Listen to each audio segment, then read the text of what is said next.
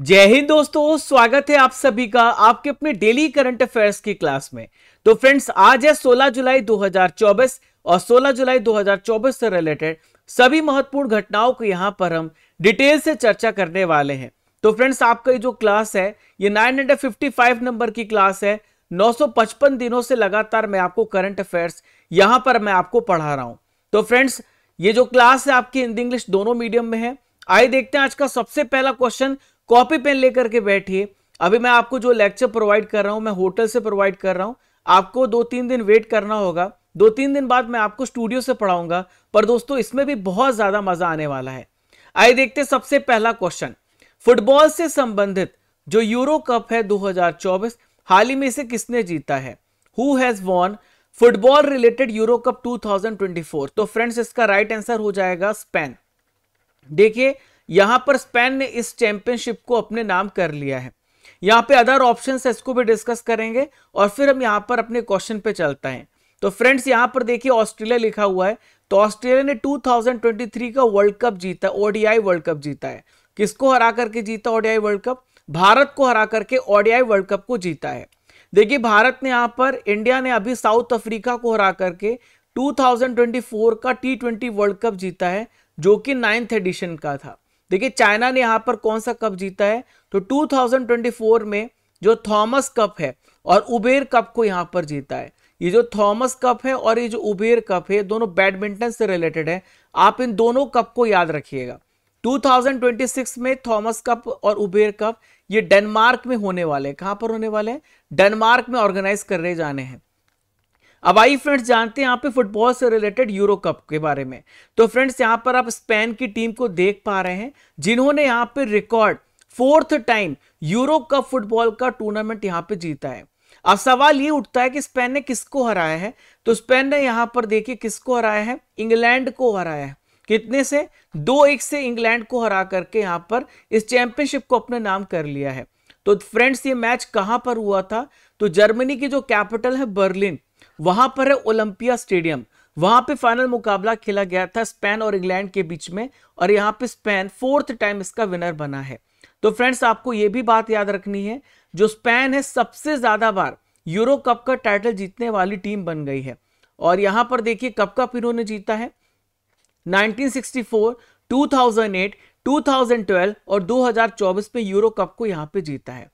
अब आइए जानते हैं दोस्तों यूरो कप के इतिहास के बारे में, पूरी हिस्ट्री समझते हैं। यूरो कप कब से स्टार्ट हुआ?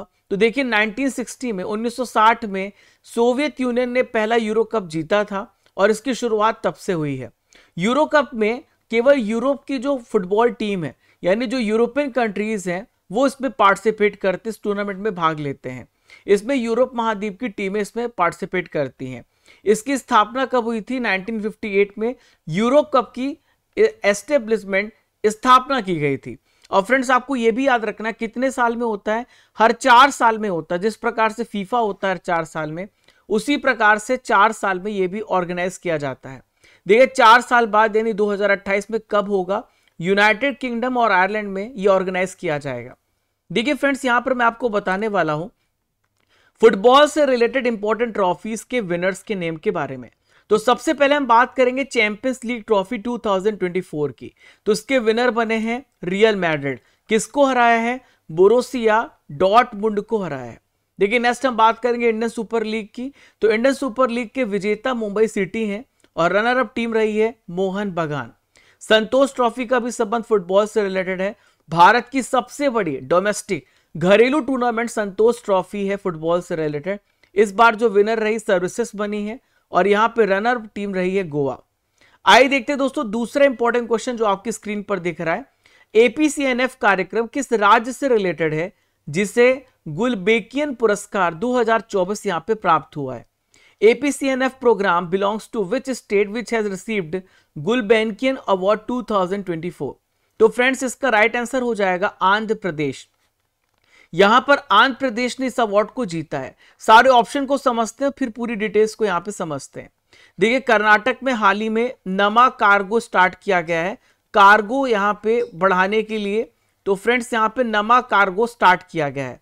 तमिलनाडु में नीलगिरी तहर परियोजना स्टार्ट की गई है। नीलगिरी तहर परियोजना, इस स्कीम के तहत वहां पे जो नीलगिरी है उसको, यहाँ पे नीलगिरी तहर को बचाने का प्रयास किया जा रहा है, संरक्षित किया जा रहा है। देखिए फ्रेंड्स, हाल ही में महाराष्ट्र ने इस बार का एग्रीकल्चर अवार्ड जीता है। एग्रीकल्चर में, कृषि में सबसे बेस्ट परफॉर्म करने के लिए कृषि के क्षेत्र में महाराष्ट्र को सबसे बेस्ट अवार्ड मिला है। अब आइए फ्रेंड्स जानते हैं यहां पर एपीसीएनएफ कार्यक्रम के बारे में। तो देखिए दोस्तों, आंध्र प्रदेश सामुदायिक प्रबंधित प्राकृतिक खेती यानी एपीसीएनएफ जो है, इसको हम क्या बोलते हैं, Andhra Pradesh community manage natural farming हम प्रोग्राम कहते हैं। तो 2024 का ये ह्यूमैनिटी के लिए इनको गुलबेकिन पुरस्कार यहां पर मिला है। इसमें कितनी कैश प्राइज मिलती है, तो 1 यूरो मिलियन का पुरस्कार यहां पर एपीसीएनएफ को मिला है। अब आइए जानते हैं दोस्तों कैसे काम करता है। तो फ्रेंड्स, यहां पर जो एपीसीएनएफ है, इन्होंने यहां पे फूड सिक्योरिटी यानी ग्लोबल फूड सिक्योरिटी पे काम किया है, लोगों को पर्याप्त मात्रा में भोजन मिले, इसके ऊपर विशेष रूप से इन्होंने ध्यान दिया है। दूसरा है क्लाइमेट रेजिलियंस यानी जलवायु पे यहाँ पे ध्यान दिया है, और पारिस्थितिकी तंत्र के संरक्षण में जो इकोसिस्टम है उसे प्रोटेक्ट करने में यहाँ पे काम किया है। इस वजह से यहाँ पर एपीसीएनएफ को पुरस्कार दिया गया है। ये जो एपीसीएनएफ है, ये आंध्र प्रदेश सरकार के द्वारा चलाया गया एक प्रोग्राम है, ठीक है, आपको याद रखना है। अब दोस्तों, हाल ही में प्रदान किए गए बहुत सारे इंपॉर्टेंट अवार्ड्स हैं, आइए जानते हैं इसके बारे में डिटेल से। तो मेजर राधिका सेन मेरे आप यहां पर देख पा रहे हैं, इनको मिला है UN military gender advocate of the year का अवार्ड। अमूल क्लूनी महिला सशक्तिकरण पुरस्कार, ये किसे मिला है, ये ई रिक्शा चालक आरती को मिला है, जो कि यूपी से बिलोंग करती हैं। नेक्स्ट है जैनी एर्पेनबैक, आप यहां पर देख पा रहे हैं, इन्हें मिला है इंटरनेशनल बुकर पुरस्कार 2024। शॉ पुरस्कार जो कि एस्ट्रोनॉमी के क्षेत्र में दिया जाता है, किसे मिला है, श्रीनिवास आर कुलकर्णी को मिला है। आइए फ्रेंड्स देखते हैं क्वेश्चन नंबर 3 जो आपकी स्क्रीन पर ही रहा। हाल ही में किस देश में भारतीय मूल के डॉक्टर के नाम पर सड़क का नाम रखा गया है। In which country was the street named after an Indian origin doctor. तो फ्रेंड्स यहां पर यूएई में एक सड़क है, यूएई आपको याद रखना है, जहां पर एक भारतीय डॉक्टर के सम्मान में उस सड़क का नाम यहां पे रखा गया है। देखिए फ्रेंड्स यहां पर अदर ऑप्शंस है, यहां पे इसे भी हम यहां पर डिस्कस करते हैं। तो कुवैत ऐसा कंट्री है फ्रेंड्स जिन्होंने अपना रेडियो प्रसारण, जो रेडियो ब्रॉडकास्ट है, वो हिंदी में स्टार्ट किया है। कहां पर, रेडियो ब्रॉडकास्ट यहां पर आपको याद रखना है हिंदी में किया है, ठीक है। यहां पर स्पेन की बात करें तो स्पेन जो है 99 नंबर का इंटरनेशनल सोलर अलियांस में शामिल होने वाला देश बना है, और 100 नंबर का जो देश है वो परग्वे है। वो कौन सा देश है, परग्वे। फ्रेंड्स हाल ही में चिली में सबसे ऊंची लेबोरेटरी एस्टेब्लिश की गई है ऑब्जर्वेशन के लिए। तो चिली में सबसे ऊंची ऑब्जर्वेटरी यहां पे एस्टेब्लिश की गई है। तो फ्रेंड्स यहां पर आप देख पा रहे हैं उन डॉक्टर को, इनका नाम है डॉक्टर जॉर्ज मैथ्यू, जिनके सम्मान पर यहां पर यूएई में अबू धाबी में एक सड़क का नाम इनके नाम पर रखा गया है, और ये भारतीय मूल के इंडियन ओरिजिन के हैं। दोस्तों ये किस क्षेत्र में काम कर रहे हैं, आपको यहाँ पे नाम से स्पष्ट है, चूंकि डॉक्टर है तो स्वास्थ्य सेवा के क्षेत्र में काम करते हैं, यानी लोगों की हेल्थ में कंट्रीब्यूट कर रहे हैं। इस वजह से यूएई ने इनको स्वास्थ्य सेवा के क्षेत्र में महत्वपूर्ण योगदान दिया है।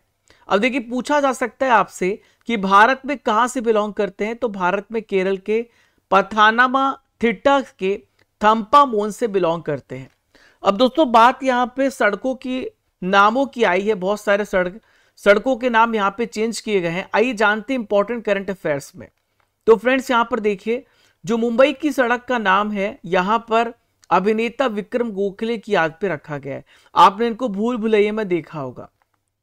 दोस्तों कनाडा का एक मरखम शहर है, वहां पर आपको एक रोड देखने को मिलेगी, वो जो रोड है वो AR रहमान जी के नाम पर रखी गई है।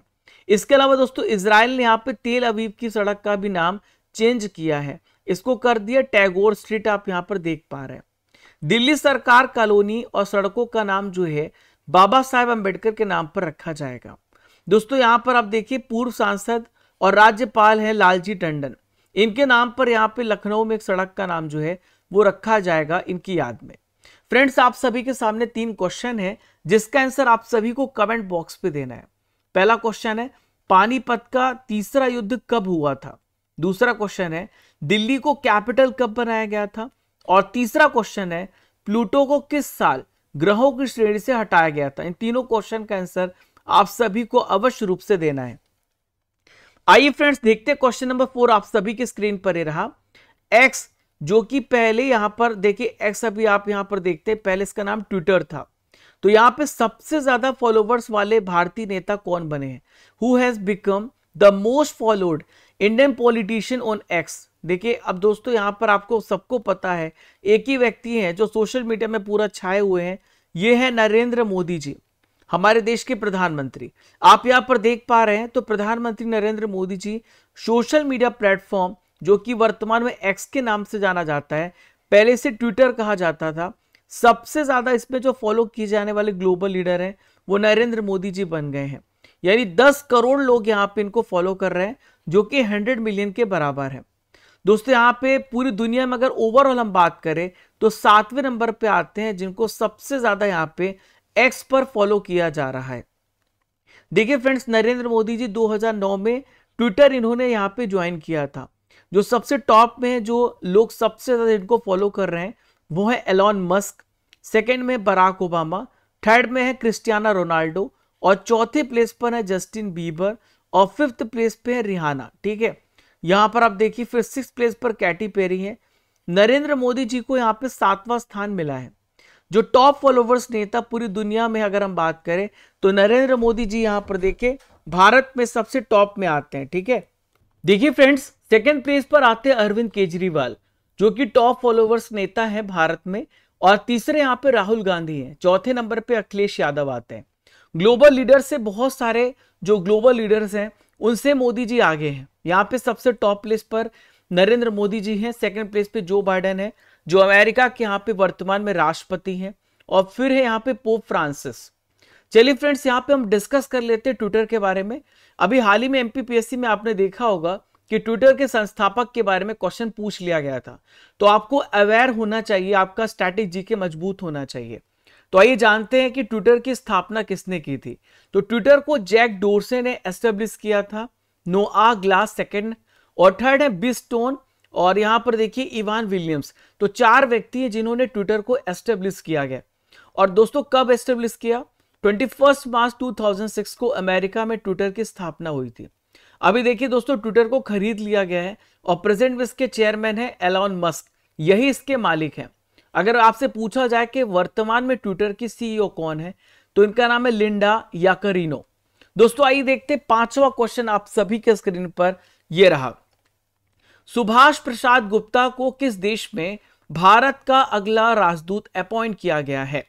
Subhash Prasad Gupta has been appointed as the next ambassador of India to which country? तो फ्रेंड्स इसका राइट आंसर हो जाएगा सूरीनाम। तो सूरीनाम में यहां पे सुभाष प्रसाद गुप्ता को भारत का अगला यहां पर जो राजदूत है, एम्बेसडर है, अपॉइंट किया गया है। सारे ऑप्शंस को भी डिस्कस करेंगे जो आपसे पूछा जा सकता है। तो फ्रेंड्स यहां पे लग्जमबर्ग लिखा हुआ है, तो लग्जमबर्ग के यहां पर हम आपको बता दें सौरभ कुमार, आपको याद रखना है कौन है, सौरभ कुमार लग्जमबर्ग में भारत के राजदूत बनाए गए हैं। दोस्तों यहाँ पे नाइजर लिखा हुआ है, तो नाइजर में सीताराम मीणा, क्या नाम है इनका? सीताराम मीणा, लिखिए मेरे साथ, इंपॉर्टेंट है। तो सीताराम मीणा नाइजर में भारत के राजदूत बनाए गए हैं। ठीक है, और देखिए फिलीपींस लिखा हुआ है, तो फिलीपींस में बनाए गए हर्ष कुमार, क्या नाम है इनका? हर्ष कुमार। तो आप हर्ष कुमार भी नाम याद रखिएगा। अब आइए डिटेल से डिस्कस करते हैं यहाँ पे सुभाष प्रसाद गुप्ता जी के बारे में। तो आप इमेज में सुभाष कुमार गुप्ता जी को यहाँ पर देख पा रहे हैं, प्रसाद गुप्ता जी को। आप अपने माइंड में इनकी इमेज यहाँ पर प्रिंट कर लीजिए ताकि आपको याद करने में कोई भी कठिनाई ना हो। तो फ्रेंड्स सूरीनाम में भारत के अगले राजदूत अपॉइंट किए गए हैं। ये 2006 बैच के इंडियन फॉरेन सर्विस ऑफिसर हैं। दोस्तों अभी प्रेजेंट में हनोई वियतनाम में है और ये मिशन के उप प्रमुख बनाए गए हैं। सूरीनाम कहां पर आता है ये देखते हैं लोकेशन में। तो फ्रेंड्स आप यहाँ पे साउथ अमेरिका कॉन्टिनेंट का मैप देख पा रहे हैं, और आप यहाँ पे ग्रीन यहाँ पे देख पा रहे हैं, ये जो जगह है इसे हम सूरीनाम कहते हैं। तो सूरीनाम की जो कैपिटल है पूछी जा सकती है आपसे, ये है परामारिबो, और यहाँ पे जो भाषा इस्तेमाल होती है वो डच है। यहाँ के प्रेसिडेंट है चान संतोखी। यहाँ पे जो करेंसी यूज होती है वो सूरीनामी डॉलर है। सूरीनाम में आप अगर देखें तो ज्यादातर आपको पॉपुलेशन यहाँ पे इंडियंस की भी देखने को मिलेगी। 27% आपको यहाँ पे इंडियंस देखने को मिलेंगे, और इंडियंस में 22% आपको हिंदू रिलीजन यानी हिंदू धर्म को मानते हुए लोग देखने को मिलेंगे। अब दोस्तों यहाँ पे विभिन्न देशों के भारतीय राजदूत और जो एम्बेसडर्स हैं उससे भी यहाँ पे डिस्कस करते हैं।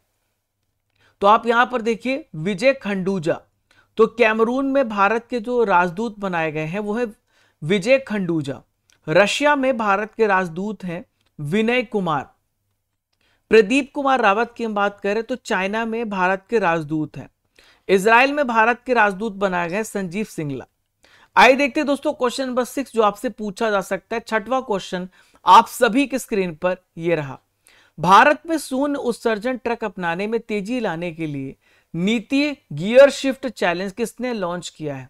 Who has launched NITI gear shift challenge to accelerate zero emission truck adoption in India? तो फ्रेंड्स इसका राइट आंसर हो जाएगा नीति आयोग। देखिए नीति आयोग ने इसे यहां पे लॉन्च किया। भारत का टारगेट है 2070 तक कार्बन न्यूट्रल होना। ये फ्रेंड्स एक स्टडी में पाया गया है कि ट्रक जो यहां पर माल ढुलाई का काम करते हैं, जो यहां पे गुड्स को एक जगह से दूसरी जगह लेके जाते हैं, तो उनसे बहुत ज्यादा मात्रा में कार्बन का इमिशन होता है। इसे कंट्रोल करने के लिए यहां पर पॉलिसीज लाई जा रही। तो फ्रेंड्स यहां पे नीति आयोग जो है IIM बेंगलोर के साथ काम करेगा और गियर शिफ्ट चैलेंज की शुरुआत की यहां पर इन्होंने घोषणा करी है। भारत में शून्य उत्सर्जन ट्रकों को यहां पर देना इनका यहां पे टारगेट है। तो फ्रेंड्स नीति जो गियर शिफ्ट चैलेंज है इसके मीडियम से शून्य उत्सर्जन ट्रकों को अपनाने के लिए यहां पर बिजनेस मॉडल तैयार किया जा रहा है, ताकि इसके माध्यम से जो हमारे इकोनॉमिक और जो इन्वायरमेंटल चैलेंजेस आ रहे हैं हम उसका सामना कर सकें। तो फ्रेंड्स इसमें होगा क्या कि जो इलेक्ट्रिक ट्रक्स हैं उसको अडॉप्ट किया जाएगा, ज्यादातर इलेक्ट्रिक ट्रक्स का यूज किया जाएगा, क्योंकि इलेक्ट्रिक ट्रक से यहाँ पे हमारे क्लाइमेट को बहुत ज्यादा इफेक्ट नहीं पड़ेगा।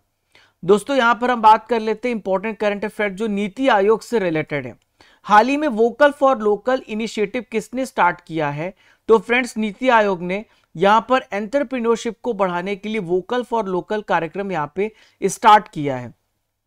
हाल ही में नीति आयोग ने यहां पर बताया है कि भारत में जो पॉवर्टी रेट है, जो गरीबी का स्तर है, वो 5% से नीचे आ गया है। दोस्तों यहां पर देखिए नीति आयोग की एक रिपोर्ट यहां पे बताई कि 9 सालों में लगभग 24.8 करोड़ ऐसे लोग हैं जो यहां पे मल्टी डायमेंशनल पॉवर्टी से बाहर आ गए हैं। मल्टी डायमेंशनल पॉवर्टी होता क्या है मैं आपको थोड़ा समझा देता हूं। आमतौर पर हम गरीबी का परिभाषा ये मानते हैं कि जिसके पास खाने को नहीं है हम उसे गरीब कहते हैं, जो भूखा है। लेकिन दोस्तों गरीबी के और भी बड़े पैमाने होते हैं। किसी के पास खाने के लिए पैसे नहीं है तो ये तो गरीब होगा। अगर उसके पास खाने के लिए पैसे हैं लेकिन उसके पास रहने के लिए घर नहीं है और उसके पास जो इंपॉर्टेंट इंफ्रास्ट्रक्चर पढ़ाई करने का साधन नहीं है, तो बहुत सारे इसमें आयाम जुड़ जाते हैं। इसे हम कहते हैं बहुआयामी गरीबी। ठीक है दोस्तों, यहाँ पे हम बात करते हैं नीति आयोग की एक्सपोर्ट रेडीनेस इंडेक्स की। तो इसमें सबसे टॉप कौन सा स्टेट है?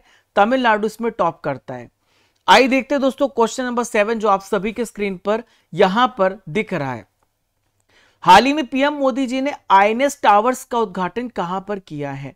Where has PM Modi inaugurated INS towers? तो फ्रेंड्स मुंबई इसका सही आंसर हो जाएगा। जहां पर इसका उद्घाटन किया गया है यह है आईएनएस टावर्स का उद्घाटन मुंबई में किया गया है। फ्रेंड्स यहां पे सारे ऑप्शंस को डिस्कस करेंगे। तो हैदराबाद में हाल ही में हथियार प्रणाली यानी वेपन सिस्टम, वेपन्स को मैन्युफैक्चर करने के लिए यहाँ पे प्लांट डाला गया है। ठीक है फ्रेंड्स, यहाँ पे कच्छ की हम बात करें तो 5100 ईयर्स एगो हड़प्पा कल्चर की यहाँ पर साइट यहाँ पे खोजी गई है। वो यहाँ पे खोजी गई कच्छ में। फ्रेंड्स दिल्ली की हम बात करें तो यहाँ पे एक आयुर्वेद कैफे खोला गया है जो पूरी तरीके से आयुर्वेदा पे बेस्ड है। ठीक है आइए देखते हैं दोस्तों, यहाँ पे समझते हैं। आप यहाँ पर देख पा रहे हैं प्रधानमंत्री नरेंद्र मोदी जी को। इन्होंने मुंबई में स्टार्ट किया है इंडियन न्यूज़पेपर सोसाइटी के सचिवालय आईएनएस टावर्स का इन्होंने यहाँ पे उद्घाटन किया है। इनके साथ आप यहाँ पे महाराष्ट्र के जो सीएम है एकनाथ शिंदे को आप देख पा रहे हैं और महाराष्ट्र के यहाँ पर आप डिप्टी सीएम देख रहे हैं, यह है देवेंद्र फडणवीस। तो फ्रेंड्स यहाँ पर Indian newspaper society press of India के केंद्रीय संगठन के रूप में कार्य करता है और हमारे फ्रीडम ऑफ एक्सप्रेशन, स्वतंत्रता की रक्षा करता है, प्रेस को प्रोटेक्ट करता है और दोस्तों उसे बढ़ाने में एक इंपॉर्टेंट रोल प्ले करता है। दोस्तों सोसाइटी की स्थापना कब हुई है? 1939 में, जब सेकेंड वर्ल्ड वॉर स्टार्ट हुआ था। इसका हेडक्वार्टर कहां पर है फ्रेंड्स? न्यू दिल्ली में, और वर्तमान में इसके चेयरमैन है राकेश शर्मा। दोस्तों यहाँ पे एक इंपॉर्टेंट करंट अफेयर जो आपसे पूछा जा सकता है, ये भी आप याद रखिएगा कि उत्तर प्रदेश के अवध शिल्प ग्राम में यहाँ पर एक आम महोत्सव सेलिब्रेट किया गया। कहां पर? उत्तर प्रदेश में सेलिब्रेट किया गया। हाल ही में दोस्तों भारत का जो सबसे पहला चैडविक हाउस है, जो कि शिमला में यहाँ पर इस संग्रहालय का उद्घाटन किया गया है। दोस्तों यहाँ पर देखिए आप, अमित शाह जी देश के वर्तमान में गृह मिनिस्टर हैं, यानी होम मिनिस्ट्री संभाल रहे हैं, सहकारिता मंत्रालय संभाल रहे हैं। इन्होंने दिल्ली के इंदिरा गांधी अंतर्राष्ट्रीय हवाई अड्डे पर fast track immigration trusted traveller programme का उद्घाटन किया है। इसके अलावा दोस्तों हाल ही में पीएम मोदी जी ने बिहार की नालंदा यूनिवर्सिटी के नए कैंपस को इनोग्रेट किया है। प्रेरणा स्थल का उद्घाटन हाल ही में संसद भवन परिसर में यहाँ पे प्रेरणा स्थल का उद्घाटन किया गया है। देखिए फ्रेंड्स, क्वेश्चन नंबर 8 आप सभी के स्क्रीन पर ये रहा। वर्ल्ड चैंपियनशिप ऑफ लीजेंड्स जो कि क्रिकेट का टूर्नामेंट है, हाल ही में किस देश ने यहाँ पे जीता है? Which country has won world champions of legend cricket title? तो फ्रेंड्स एक और गुड न्यूज है, भारत के जो पुराने शेर हैं उन्होंने यहाँ पे बहुत सारे पुराने शेर को ढेर कर दिया। दोस्तों आप यहाँ पर युवराज सिंह को देख पा रहे हैं, तो जो रिटायर हो चुके प्लेयर्स हैं उन्होंने यहाँ पर ये चैंपियनशिप खेली है। तो भारत ने इसको किसको हराया है? तो भारत ने पाकिस्तान को हराया है और वर्ल्ड चैंपियंस ऑफ लीजेंड्स का खिताब यहाँ पे जीत लिया है। भारत के जो कैप्टन थे वो युवराज सिंह थे। पाकिस्तान ने यहाँ पर अपनी पहली पारी 6 विकेट पर 156 रन, यहाँ पे भारत ने केवल 5 गेंद रहते हुए 157 टारगेट का लक्ष्य जो था वो यहाँ पे पूरा कर लिया। दोस्तों हम बात करें वर्ल्ड चैंपियंस ऑफ लीजेंड्स क्या है, तो एक प्रकार का T20 क्रिकेट टूर्नामेंट है। इसमें वही लोग पार्टिसिपेट करते हैं जो रिटायर हो चुके हैं, और इस बार इसका पहला एडिशन है 2024 में। दोस्तों 2024 में इसका आयोजन कहां पर हुआ था? तो इंग्लैंड में ऑर्गेनाइज किया गया था। दोस्तों इंपॉर्टेंट करंट अफेयर्स को डिस्कस करते हैं जो कि आपकी स्पोर्ट्स से रिलेटेड है। अगर आपसे पूछा जाए कि कौन सी ऐसी फीमेल है जिन्होंने सबसे फास्टेस्ट दोहरा शतक यानी डबल सेंचुरी मारी है, तो आप यहां पर देख पा रहे हैं शेफाली हैं। दोस्तों इन्होंने 194 बॉल्स में यह शतक जड़ा है। दोस्तों यहां पे हम बात करते हैं कपिल देव की, जिनको अभी professional golf tour of India का यहां पे प्रेसिडेंट बनाया गया है। आइए देखते हैं दोस्तों क्वेश्चन नंबर 9 आप सभी के स्क्रीन पर ही रहा। कौन सा यूनिवर्सिटी हिंदू, बौद्ध और जैन अध्ययन केंद्र यहां पर बना दिया गया है? Which university has been the centre for Hindu, Buddhist and Jain studies? तो कौन सा यहां पर यूनिवर्सिटी है जहां पर हिंदू, बौद्ध और जैन तीनों अध्ययन केंद्र आपको देखने को मिलेंगे? तो इसका सही आंसर है JNU, जिसे हम कहते हैं जवाहरलाल नेहरू विश्वविद्यालय। यह आपको दिल्ली में देखने को मिलेगा। दोस्तों आप यहां पर ऑप्शन देखिए, तो समक्का सरक्का केंद्रीय जनजातीय विश्वविद्यालय है, हाल ही में कहां पर खोला गया है? तो तेलंगाना में ये खोला गया है। आपको याद रखना है कहां पर? तेलंगाना में खोला गया है। ठीक है, आइए जानते हैं दोस्तों। तो आप यहां पर देख पा रहे हैं JNU जवाहरलाल नेहरू विश्वविद्यालय, जहां पर आप देखते हैं बहुत बड़े बड़े नेता JNU से निकल करके आते हैं। JNU में ऐसा माहौल ही रहता है जहां पर आपकी सोचने समझने की शक्ति बदल जाती है। तो फ्रेंड्स आप यहां पर देख पा रहे हैं हिंदू, बौद्ध और जैन की जो स्टडी केंद्र है वो एक ही जगह पर यहाँ पे स्थापित की गई है। दोस्तों जो तीनों यहाँ पे स्टडी सेंटर हैं ये संस्कृत और साथ ही साथ जो पुरानी विद्या अध्ययन संस्थान के तहत यहाँ पर स्थापित किए गए हैं। आपको ओल्डर नॉलेज यहाँ पर मिलेगा। तो फ्रेंड्स आप देखिए यहाँ पर पोस्ट ग्रेजुएशन कोर्सेज भी यहाँ पे कंडक्ट कराए जाते हैं और जो स्टूडेंट्स हैं वो PhD भी कर सकते हैं। फ्रेंड्स यहाँ पे हम बात कर लेते हैं जवाहरलाल नेहरू विश्वविद्यालय की, JNU की। तो ये कब एस्टेब्लिश हुआ है? तो फ्रेंड्स 1969 में एस्टेब्लिश हुआ है। आप यहाँ पे वाइस चांसलर को देख रहे हैं, ये पहली महिला वाइस चांसलर है। इनका नाम है शांति श्री धुलीपुड़ी पंडित। देखिए जो स्थान है JNU का वो न्यू दिल्ली है। दोस्तों हाल ही में JNU में आप देखें दिल्ली के जो साइंटिस्ट हैं उन्होंने मलेरिया के नए संभावित टीके को डेवलप यहाँ पे किया है। अब इस ट्रायल मोड पर है, जब ये पूरी तरीके से सफल हो जाएगा तो मैं आपको जरूर बताऊंगा। आज का आखिरी इंपॉर्टेंट करंट अफेयर आप सभी के स्क्रीन पर यह रहा। हाल ही में प्रधानमंत्री कॉलेज ऑफ एक्सीलेंस का उद्घाटन किस राज्य में किया गया है? प्रधानमंत्री college of excellence has been inaugurated in which one of the following state? तो फ्रेंड्स इसका राइट आंसर हो जाएगा मध्य प्रदेश में, यहां पर इसका इनॉग्रेशन किया गया है। दोस्तों यहां पे अदर ऑप्शंस को भी डिस्कस करते हैं। तो वेस्ट बंगाल में हाल ही में योगश्री स्कीम यहां पे स्टार्ट की गई है, जिसमें ST/SC छात्रों को फ्री में पढ़ाई यहां पर कराई जाएगी, कोचिंग कराई जाएगी। फ्रेंड्स, पंजाब में मिशन निश्चय स्टार्ट किया गया है। तो यहां पे ड्रग्स के अगेंस्ट फाइट कर रहे हैं और यहां पे ड्रग्स की लत को रोकने के लिए मिशन निश्चय स्टार्ट किया गया है। अरुणाचल प्रदेश की हम बात करें फ्रेंड्स, तो यहां पे लोंगटे फेस्टिवल मनाया जाता है नीशी जनजाति के द्वारा। कौन सा? लोंगटे फेस्टिवल, आपको याद रखना है। आइए जानते हैं दोस्तों, यहां पर आप देख पा रहे हैं भारत के वर्तमान में होम मिनिस्टर, और यहां पर आप देख पा रहे हैं यहां पे मध्य प्रदेश के चीफ मिनिस्टर मोहन यादव जी हैं। दोस्तों, केंद्रीय गृह और सहकारिता मंत्री अमित शाह ने MP के इंदौर से शुभारंभ किया है। देखिए, MP में टोटल 55 डिस्ट्रिक्ट हैं। हर जगह यहां पे प्रधानमंत्री कॉलेज ऑफ एक्सीलेंस का उद्घाटन किया गया है। दोस्तों, यहां पर इन कॉलेज में आपको क्या फैसिलिटीज मिलेंगी? तो आर्ट्स और साइंस के कोर्स दोनों आपको एक साथ यहां पे पढ़ने को मिलेंगे। आमतौर पर होता क्या है कि आर्ट्स का कॉलेज कहीं और होता है, साइंस का कॉलेज कहीं और होता है, दोनों जगह अलग अलग जगह कोर्सेज चलते हैं। लेकिन इन कॉलेजेस में आपके जो कोर्सेज होंगे एक साथ पढ़ाए जाएंगे, ये आपको फैसिलिटी मिलेगी। इसके साथ साथ दोस्तों आप B.Ed भी कर सकते हैं, एग्रीकल्चर में BSc कर सकते हैं, ठीक है। ऐसे बहुत सारे कोर्स आपको देखने को मिलेंगे। दोस्तों, यहां पर आप देखिए म्यूजिक और उर्दू भाषा का भी कोर्स यहां पर कराया जा रहा है। जितने भी स्टूडेंट्स होंगे उनको बस सर्विस भी प्रोवाइड की जाएगी। दोस्तों, मध्य प्रदेश की बात आई है तो मध्य प्रदेश से रिलेटेड करंट अफेयर्स को भी डिस्कस करते हैं। दोस्तों, पहली बार बीच गेम्स हुआ दीव में, और दीव में पहली बार जब बीच गेम्स हुआ तो मध्य प्रदेश इसमें विनर बना, जिन्होंने 7 गोल्ड मेडल हासिल किए, और ये यहाँ पे सबसे टॉप स्पॉट पर पहले प्लेस पर रहे हैं। दोस्तों, मध्य प्रदेश में जो इंजीनियरिंग और मेडिकल साइंस है, जो बहुत सारे कॉलेजेस हैं, तो उनका जो सिलेबस है वो हिंदी भाषा में शुरू किया गया है। दोस्तों, अगर हम बात करें भारत का 54 नंबर का और MP का 7 टाइगर रिजर्व कौन सा है, तो इसका नाम है वीरांगना दुर्गावती टाइगर रिजर्व। दोस्तों, लाडली बहना योजना स्टार्ट की गई है, जिसमें हर मंथ यहां पर महिलाओं के अकाउंट में पैसे डाले जाएंगे। तो ये कहां पे स्टार्ट की गई? मध्य प्रदेश में स्टार्ट की गई है। दोस्तों, मध्य प्रदेश में गोंड पेंटिंग गोंड कम्युनिटी के द्वारा या गोंड जनजाति के द्वारा किया जाता है। हाल ही में उनको GI टैग दिया गया है, आपको यह भी बात याद रखना है। जो खजुराहो नृत्य महोत्सव है, ये फरवरी मंथ में होता है। तो 50वां खजुराहो नृत्य महोत्सव कहां पर आयोजित किया गया? खजुराहो में आयोजित किया गया। आप यहां पर देख पा रहे हैं अटल स्मारक को, जो कि ग्वालियर में बनाया गया है। ग्वालियर में अटल जी का जन्म हुआ था, भारत के पूर्व प्रधानमंत्री थे और साथ ही साथ भारत रत्न विजेता है। दोस्तों, अगर आपसे पूछा जाए देश का ऐसा कौन सा डिस्ट्रिक्ट है जो हर घर जल प्रमाणित किया गया है, तो ये बुरहानपुर है। और बुरहानपुर अपने केले के लिए भी जाना जाता है, ठीक है।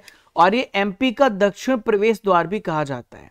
दोस्तों, आपने 10 महत्वपूर्ण करंट अफेयर्स को बहुत अच्छे से पढ़ा है। अब फ्रेंड्स, यहां पर देखिए रिवीजन करने की बारी आ गई है। तो यहां पे हम रिवाइज करेंगे 15 जुलाई के इंपॉर्टेंट करंट अफेयर्स को, जो आपने कल पढ़ा था। विंबलडन 2024 का पुरुष एकल का खिताब किसने जीता है फ्रेंड्स? तो ये जो विंबलडन है, दोबारा यहाँ पे कार्लोस अल्कराज ने कब्जा कर लिया। स्पेन के खिलाड़ी हैं, लास्ट टाइम भी जीते थे, फिर से जीत गए हैं। KP शर्मा ओली किस देश के प्राइम मिनिस्टर बने? तो नेपाल के नए prime minister KP Sharma Oli बने हैं। संविधान हत्या दिवस कब मनाया जाता है? तो फ्रेंड्स, हर साल 25 जून को संविधान हत्या दिवस मनाया जाता है। जेम्स एंडरसन किस देश के क्रिकेटर थे जिन्होंने क्रिकेट से रिटायरमेंट ले ली? तो इंग्लैंड के क्रिकेटर थे। पहली बार भारत की किस महिला पायलट ने पिच ब्लैक सैन्य अभ्यास में पार्टिसिपेट किया है? तो इनका नाम है भावना कंठ। केंद्र सरकार ने किस राज्य के उपराज्यपाल की प्रशासनिक शक्तियां बढ़ा दी हैं? तो फ्रेंड, जम्मू कश्मीर इसका सही आंसर हो जाएगा। नीति आयोग के द्वारा जारी किए गए सतत विकास लक्ष्य SDG सूचकांक 2023-24 में देश का जो समग्र SDG स्कोर है कितना है? तो ये 71 है। किस राज्य में मुख्यमंत्री शहरी आवास योजना और IT सक्षम योजना 2024 शुरू की गई है? तो फ्रेंड्स, ये कहां पे स्टार्ट की गई है? हरियाणा में ये स्टार्ट की गई। देखिए फ्रेंड्स, नेक्स्ट क्वेश्चन, स्थानीय समुदायों की मदद से जैव विविधता रिकॉर्ड करने वाला पहला राज्य कौन सा है? तो फ्रेंड्स, ये पहला राज्य केरल है। किस देश ने रूस से आने वाले शरणार्थियों पर रोक लगाने के लिए कानून पारित कर दिया है? तो फ्रेंड्स यहाँ पे फिनलैंड ने ऐसा कानून पारित किया है। दोस्तों आज का सवाल है फुटबॉल से रिलेटेड यूरो कप 2024 किसने जीता है? आपको इसका आंसर यहाँ पे कमेंट बॉक्स पे देना है। फ्रेंड्स आप सबको पता है कि मैं आपकी जो क्लास ले रहा हूं वो होटल से लाइव ले रहा हूं, तो फ्रेंड्स आप सभी जरूर सपोर्ट करिएगा। 2-3 दिन बाद मैं इंदौर पहुंच जाऊंगा और वापस से आपकी स्टूडियो से क्लास लूंगा। तब तक जितनी भी क्लासेस होंगी मैं आपको इसी फॉर्मेट में पढ़ाऊंगा। ये भी फॉर्मेट बहुत ज्यादा शानदार है। मेरी आवाज तो आप तो सुनते ही हैं और सामने भी मैं आपको देखूंगा, तो दोनों यहाँ पे फॉर्मेट को हम लेके चलेंगे। हमारी पढ़ाई रुकनी नहीं चाहिए, जब तक तोड़ेंगे नहीं तब तक छोड़ेंगे नहीं। जय हिंद, जय भारत।